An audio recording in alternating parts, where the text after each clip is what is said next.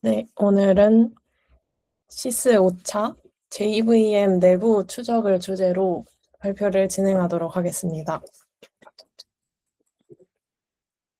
일단 제가 오늘 할 거는요. 자바에 스레드라는 클래스를 이용해서 스레드를 생성할 수 있는데 스레드의 스타트라는 메서드로 스레드를 실행을 시킬 수 있거든요. 이 자바의 스레드 스타트에서 시작해가지고 네이티브 메서드의 끝 부분 구현까지 그래서 스레드의 스타트부터 pthread create 시스템 콜까지를 한번 추적을 해보려고 합니다. 제가 이거를 좀 선정하게 된 이유가 있는데요.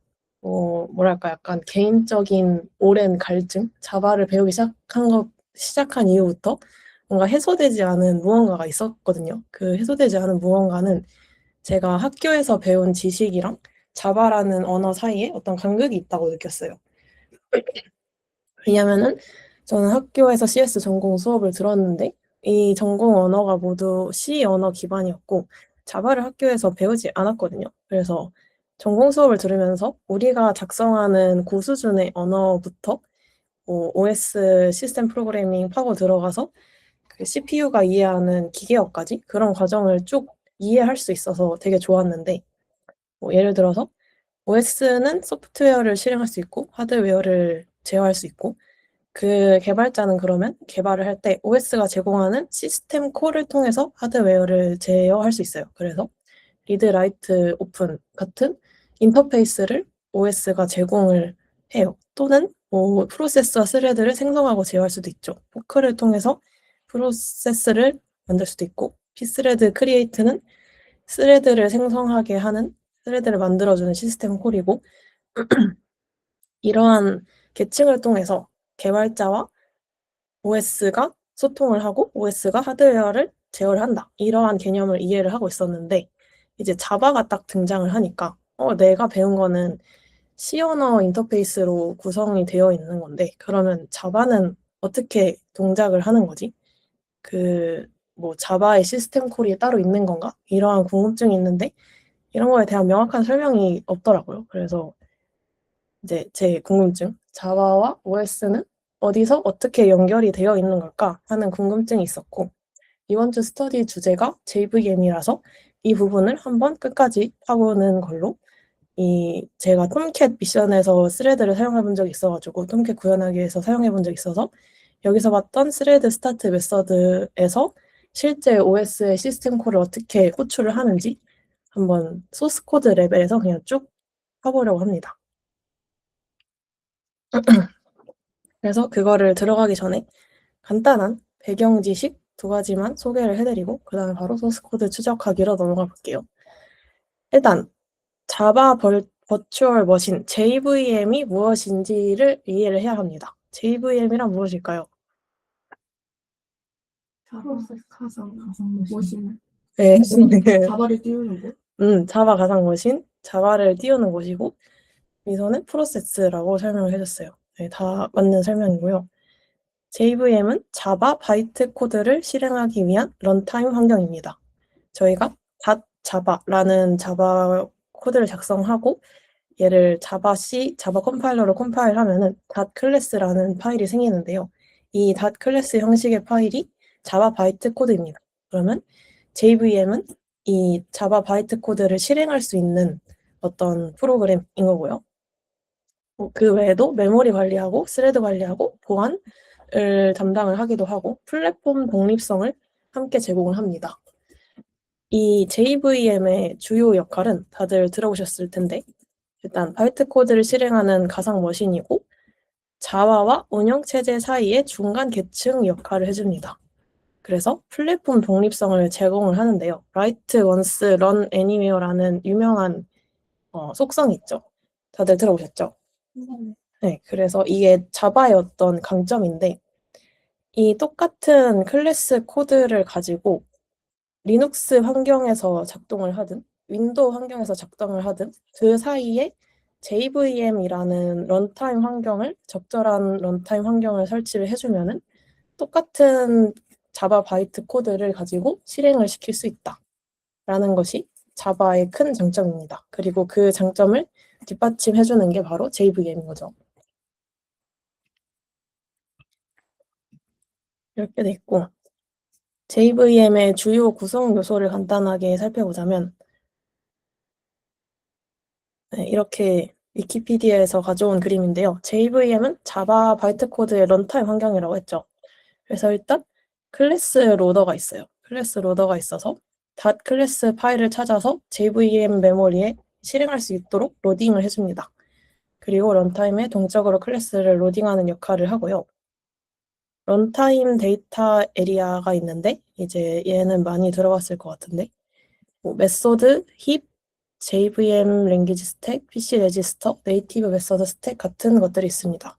그래서 클래스 로더가 이 클래스를 로딩해서 실행을 시킬 때 이러한 영역들의 데이터를 로딩을 해서 사용을 합니다. 그래서 뭐 메소드 에리아는 클래스 메타데이터나 스태틱 변수를 저장하는 곳이고요.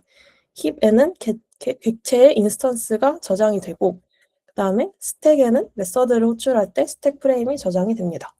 PC 레지스터는 현재 실행 중인 명령어의 주소를 나타내고 네이티브 메서드 스택이라는 게 따로 있는데 얘는 네이티브 메서드 실행 시 사용하는 스택입니다. 여기서 네이티브라는 말이 나오면은 JVM에서는 보통 C나 C++로 작성된 코드를 의미를 해요. 그 다음에 또 익스큐션 엔진이 있습니다. 얘는 이제 자바 바이트 코드를 실행시키는 역할을 해요. 얘는 크게 두 가지 구성 요소가 있는데 인터프리터와 짓 컴파일러입니다. 인터프리터는 바이트 코드를 한 줄씩 읽고 기계어로 바꿔서 실행하는 역할을 하고요. 이 인터프리터가 한 줄씩 실행하다 보니까 좀 속도가 느린 감이 없지 않아 있는데 그래서 짓 컴파일러를 이용해서 자주 실행되는 부분은 미리 기계어로 컴파일을 해놓고 해시에 저장해서 사용을 합니다.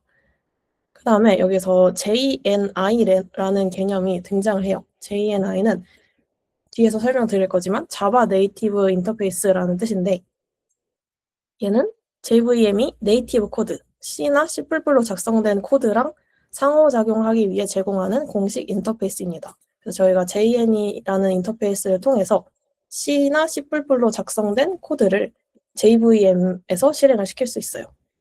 그래서 익스큐션 엔진은 자바 바이트 코드를 실행하기도 하지만 JNI를 이용하면 네이티브 메서드를 호출할 수도 있습니다. 그래서 저희가 아까 궁금했던 부분이 그 자바 JVM과 자바와 OS 간의 어떤 소통이었기 때문에 JNI 쪽에 저희가 궁금했던 게 좀 있을 것 같아요. 그래서 JNI에 대해서 한 번 더 알아보겠습니다. JNI는 자바와 다른 언어로 만들어진 애플리케이션이나 라이브러리가 서로 상호작용을 할 수 있게 해주는 인터페이스입니다. 그래서 JNI의 역할은 뭐 하드웨어나 운영체제의 기능 제어를 할 수가 있습니다. 아까 저희가 궁금했던 부분이죠. 운영체제 고유 권한이 필요한 작업은 JNI를 통해 네이티브 언어로 구현된 OS API를 호출하여 수행할 수 있습니다. 그리고 또 어떤 C, C++로 구현된 고성능 라이브러리를 자바에서 재사용하고 싶다거나 자바만으로 성능 한계가 있을 때도 이 JNI를 이용해서 C나 C++로 구현된 코드를 실행시킬 수가 있습니다. 그래서 아까 저희가 궁금했던 스레드 스타트도 자바가 JNI를 통해서 운영체제의 스레드 생성 API에 접근하는 그런 모양이 되게 될 겁니다. JNI 동작 방식은 간단히 알아보자면 선언과 매핑 두 가지 단계로 이루어져 있는데요. 우선 자바에서는 네이티브 키워드를 통해서 선언을 합니다. 자바 코드에서 메서드의 선언부에 네이티브라는 키워드를 붙여가지고 해당 메서드의 구현체가 자바 내부에 없음을 명시합니다. 그 다음에 JNI 인터페이스를 이용을 해가지고 이 네이티브로 선언된 자바 메서드와 네이티브 함수를 연결하는 일종의 규칙이 있어요. 그래서 정적 매핑은 이름 규칙 기반으로 정적 매핑을 할 수도 있고 아니면 매핑 테이블을 직접 정의해서 동적인 매핑을 할 수도 있습니다. 네, 이렇게 간단하게 JNI가 무엇인지 알아봤고 이제 저희가 궁금했던 소스 코드 추적하기를 한번 들어가 볼게요.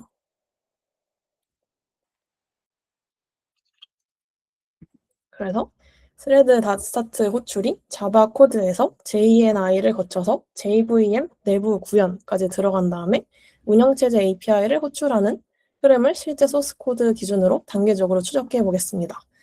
이때 JDK에 따라서 구현 내용이 조금씩 다를 수도 있는데 제가 사용한 JDK는 오픈 JDK 21 버전을 활용했습니다. 네, 우선 가장 친숙한 자바 코드에서 출발해서 이게 여기서는 인텔리제이가 추적할 수 있는 점까지 한번 들어가 볼게요. 이렇게 예시 코드를 하나 만들어 봤어요. 이제 메인이 있고 스레드를 하나 생성을 합니다. 이 스레드는 hello from native thread라는 한 줄을 출력하는 스레드예요. 그 다음에 이 호출 전, 호출 후 찍어주고 그 가운데서 스레드 닷 스타트를 해줍니다. 이 실행 결과는 어떻게 될까요? 예상 가시는 분 있으실까요?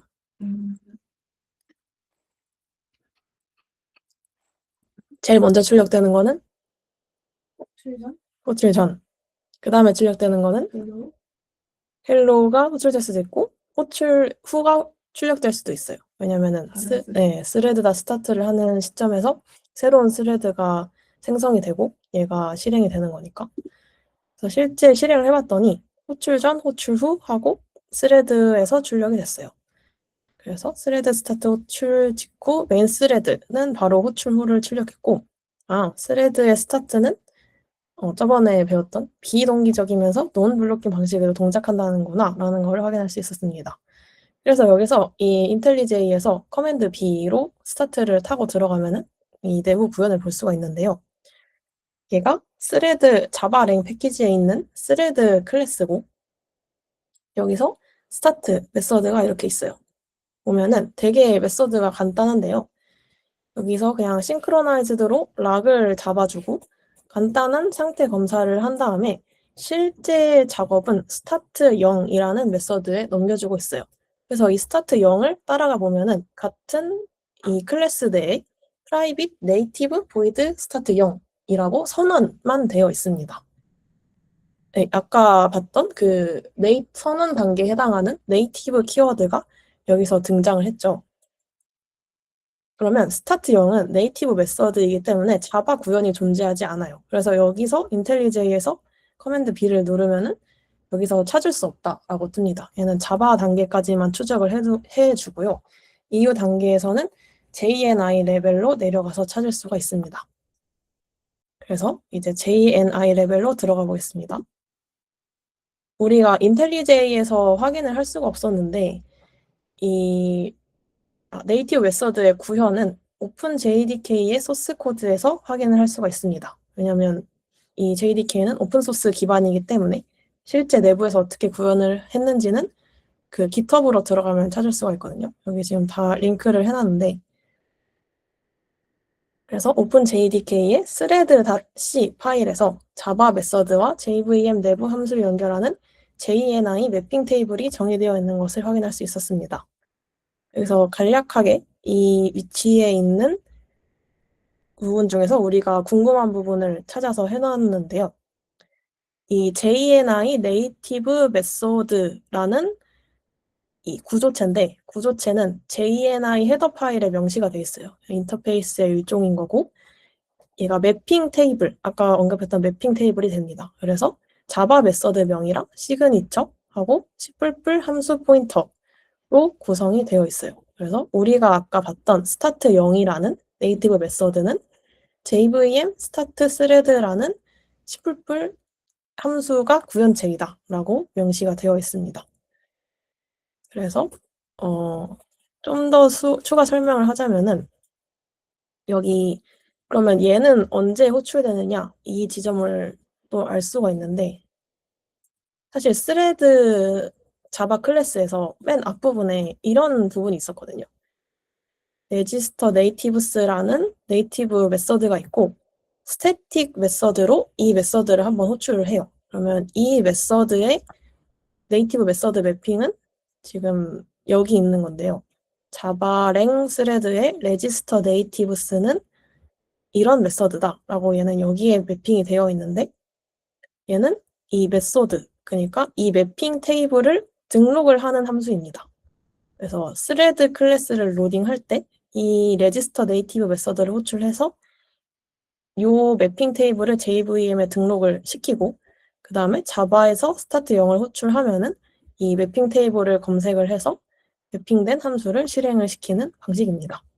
그래서 스타트 0을 호출하면은 JVM은 JNI 인터페이스를 경유해서 C나 C++로 작성된 내부 함수로 제어를 넘깁니다. 그래서 이 구현체는 JVM 내부에서 찾아볼 수 있었는데요. JVM 스타트 스레드는 jvm.c뿔뿔이라는 함수에서 구현체를 찾아볼 수 있었습니다. 여기서 이 함수가 굉장히 긴데 간단하게 우리가 궁금한 부분만 잘라서 보면은 네이티브 스레드라는 변수에다가 new java thread라는 함수 생성자를 이용해서 자바 스레드 객체를 만들어줍니다. 그 다음에 스레드 스타트 해가지고 실제로 자바 스레드를 시작하는 부분이 나와요. 그래서 자바의 스레드 객체에 대응하는 JVM 내부 C++ 객체 자바 스레드를 생성합니다. 다음에 뭐 스레드 스타트 하는 거고, 그래서 자바 스레드 객체도 이 JVM 내부에 정의가 돼 있어요. 그것도 이제 찾아가 보면은 얘도 뭐 오픈 JDK 내부에서 소스 코드를 찾을 수 있는데 이제 자바 스레드에서 얘가 C++ 코드라서 생성자 코드인데 여기서 new 자바 스레드를 하면은 이 부분이 실행이 됩니다. os 땡땡 create thread라는 메서드를 내부에서 호출하고 있어요. 그래서 다시 돌아가 보면은 자바에서 스타트 0을 하면은 JVM 스타트 스레드를 실행을 시키고 JVM 스타트 스레드를 하면서 new 자바 스레드로 C++로 작성이 된 어떤 객체를 생성을 하고 new 자바 스레드를 하면은 os create thread라는 메서드를 호출을 합니다. 여기까지 왔어요. 사실 근데 이것도 JVM이 구현한 메서드라서 이거를 또 찾아봐야 하는데요. 다음으로 내려가면은 os create thread는 JVM이 제공하는 운영체제 추상화 계층입니다. 왜냐하면 JVM은 플랫폼 독립성을 유지하기 위해서 OS별 API, 뭐 여기에 pthread create 이런 걸 넣는 게 아니라 OS 네임스페이스를 통해서 간접 호출을 하는 겁니다. 그래서 JVM 추상화 계층에서 OS create thread를 호출하면은 이 JVM이 어떤 운영체제를 위한 JVM이냐에 따라서 OS linux.c에 있는 코드가 실행이 될 수도 있고 OS windows.c++ 같은 코드가 실행이 될 수도 있습니다. 그래서 OS 저희가 궁금한 거는 리눅스 단위니까 OS linux.c에서 한번 살펴보면은 그 create thread 함수 내부에 드디어 저희가 궁금했던 그 pthread create를 볼 수가 있었어요. 그래서 이제 이 추상화 계층에서 정의된 함수가 리눅스 단의 구현에서는 이렇게 구현이 돼 있다라는 거를 오픈 JDK에서 확인할 수가 있었습니다. 그래서 이 시점에서 실제로 pthread create 시스템 호출이 수행되면서 자바에서 시작한 스레드 생성 요청이 운영체제 수준의 스레드로 여기서 변환되는구나를 이제 제 눈으로 직접 확인할 수 있었습니다. 그래서 이제 마지막으로 정리를 해보자면 저의 궁금증은 자바와 OS는 어디서 어떻게 연결되는 걸까라는 궁금증이었죠. 그러면 그 비밀은 이제 리눅스와 JNI에 있었는데요. 리눅스가 아니라 JVM과 JNI에 있었는데요. JVM이라는 것 자체가 OS와 개발자가 작성한 자바 바이트 코드를 연결시켜주는 역할, 실행해주는 역할이고 그 내부에서 JNI를 통해서 저희가 알고 있는 C++ 함수를 통해 이 OS API를 호출하고 있었습니다. 그래서 스레드 스타트부터 시작해가지고 네이티브로 선언이 되어 있었고 JNI를 통해 JVM 내부에 JVM 스타트 스레드라는 C++ 함수를 실행시킵니다. 그래서 이 C++ 함수는 자바 스레드라는 객체를 생성하고 있고 객체 내부에서는 OS 인터페이스인 OS create thread를 실행을 시키고 있습니다. 그래서 이 OS create thread는 그 OS의 종류에 따라서 적절한 스레드를 생성하는 그런 OS API를 호출하게 됩니다. 네, 이 과정을 통해서 JVM이 하는 역할, 그리고 JNI가 무엇인지를 간단히 알아볼 수 있었고, 이 자바 코드부터 OS까지의 흐름을 한번 쭉 정리할 수 있었습니다. 이상입니다.